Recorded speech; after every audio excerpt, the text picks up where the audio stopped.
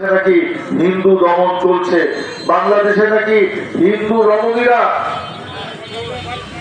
সিঁদুর শাখা পরে আওয়ামী লীগের কারণে, তাদের অনৈক্যের কারণে, তাদের অপরাজনীতির কারণে, তাদের লোভ লালসার কারণে, তাদের দুর্নীতি লুটপাটের কারণে সেই সুযোগ সেদিন আমরা হারিয়েছি। 1971 সালে 14 ডিসেম্বর যাদের সর্বশেষ আত্মত্যাগের বিনিময়ে আমাদের স্বাধীনতার বিজয় সুনিশ্চিত হয়েছিল, সেই শহীদ আত্মাদের প্রতি সেই সাথে স্মরণ সহযোগী সংগঠনের বিভিন্ন স্তরের নেতৃবৃন্দ উপস্থিত আছেন, যত আমাদের পেশাজীবী সংগঠনের সমস্ত সদস্যবৃন্দ।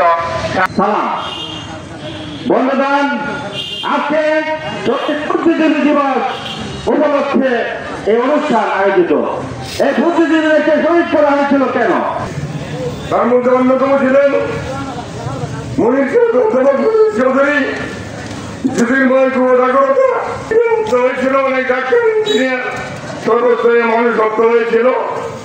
তাই আজকে শহীদ বুদ্ধিজীবী দিবস, এই দিবসে দাঁড়িয়ে আমি ব্যবসা বাণিজ্য, অর্থনীতি এবং সার্বিকভাবে যে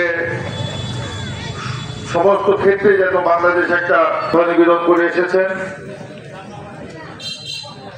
আপনারা জানেন যে শহীদ বুদ্ধিজীবী হত্যার প্রেক্ষাপট, যারা বিজ্ঞ প্রাজ্ঞ, যারা শিক্ষিত, যারা দেশকে নেতৃত্ব দিতে পারতেন, বা এইসব ক্ষেত্রে রাজনৈতিক পথ পরিবর্তনের পর শহীদ প্রেসিডেন্ট জিয়াউর রহমান যিনি ছিলেন মহান স্বাধীনতার ঘোষক।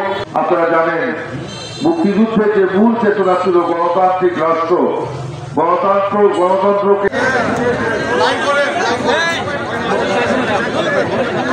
বন্ধুরা আপনারা বসেন আপনাদের আসনে গিয়ে।